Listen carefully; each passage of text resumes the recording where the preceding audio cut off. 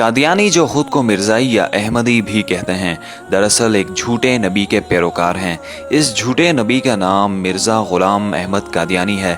इसके नाम की निस्बत से इसके पैरोकार कभी खुद को कादियानी कहते हैं, कभी अहमदी तो कभी मिर्ज़ाई। मिर्ज़ा ग़ुलाम अहमद कादियानी बरे सग़ीर पाक व हिंद में अंग्रेज़ों का नस्ली वफ़ादार और एक शैतान सिफ्त इंसान कुत्ता था। इसके आबा व अजदाद ने नस्ल दर नस्ल मुसलमानों के ख़िलाफ़ साजिशें करने में बरतानवी अंग्रेज़ों की मदद की। ये वो बदबख्त जमात है जो अक़ीदा ख़त्म नबूवत सल्लल्लाहु अलैहि वसल्लम का वाज़ेह मुनकर है।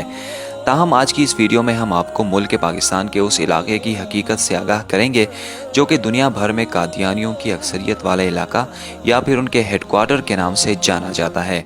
तो आइए चलकर असलियत जानने की कोशिश करते हैं। फैसलाबाद और सरगोदा के तकरीबन दरमियान में वाक़े रबवा नामी शहर आज जिस जगह वजूद रखता है उसे ज़माने कदीम में जुग ढकियाँ कहा जाता था। उस वक्त ये मकाम गैर आबाद और वीरान हुआ करता था।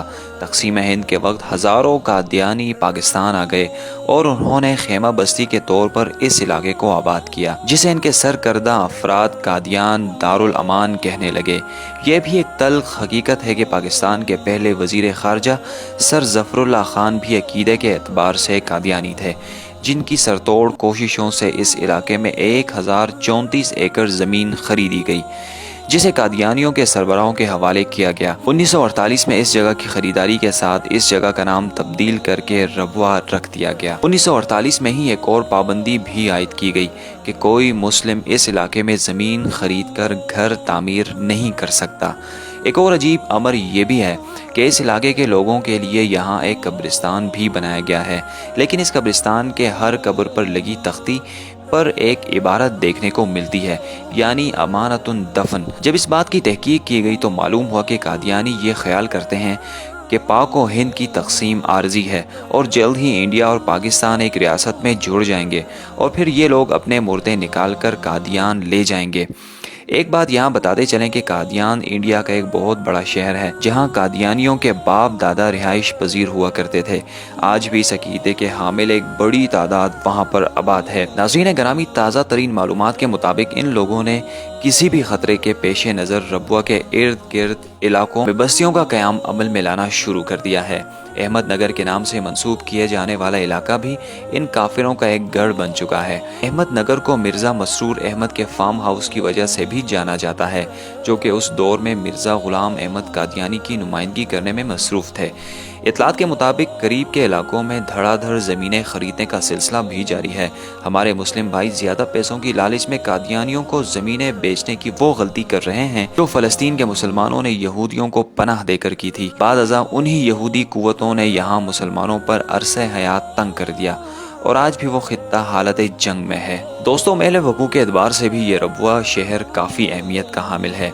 इसके 3 अतराफ पहाड़ और एक सिम दरिया मौजूद है। एक इंकशाफ ये भी सामने आया है कि रबवा में खुले मैदानों को कंक्रीट से तैयार किया गया है और ऊपर मिट्टी डालकर इसे आम निगाहों से छुपाने की कोशिश की गई है। इसका मकसद ये है कि इसे बवक्त ज़रूरत बतौर एयरपोर्ट भी इस्तेमाल किया जा सकता है। इसकी एक असल वजह यह भी है कि दरियाई रास्ते के ऊपर बना पुल यहाँ की आमद व रफ्त का वाहिद ज़रिया है जिसकी मदद से इस गांव तक पहुंचा जा सकता है। अगर इस पुल को तबाह कर दिया जाए तो तकरीबन पूरे पाकिस्तान का इस इलाके से दाखिली रास्ता कट सकता है। इसके अलावा लम्हा फिक्रिया ये भी है कि इस्लामाबाद की एक मैगजीन ने हाल ही में ये दावा किया है कि रबवा की 300 ख़वातीन इसराइली फ़ौज का हिस्सा हैं।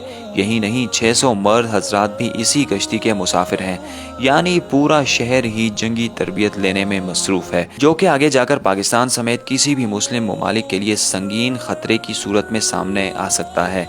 इसके अलावा गैर मुस्लिम ममालिक की इमदाद और फंडिंग भी किसी से ढकी छुपी बात नहीं, जो कि पाकिस्तान में उनकी तादाद को बढ़ाने के साथ साथ असर रसूख भी पैदा कर रही है। और ऐन मुमकिन है कि मुमलिकत खुदादाद पाकिस्तान में फ़लस्तीन और इसराइल जैसे हालात बर्पा हो जाएं। इसे कबल के वो वक्त आ पहुँचे पाकिस्तानियों को और मुस्लिम उम्मा को इन कादियानियों की तैयारियों से आगाह करना होगा। अल्लाह पाक इस्लाम को कायम और दायम रखे और मुल्क पाकिस्तान की हिफाजत करे। इसके साथ साथ हमारी अल्लाह से ये भी दुआ है कि अल्लाह पाक पाकिस्तान को इन कादियानियों से पाक करे।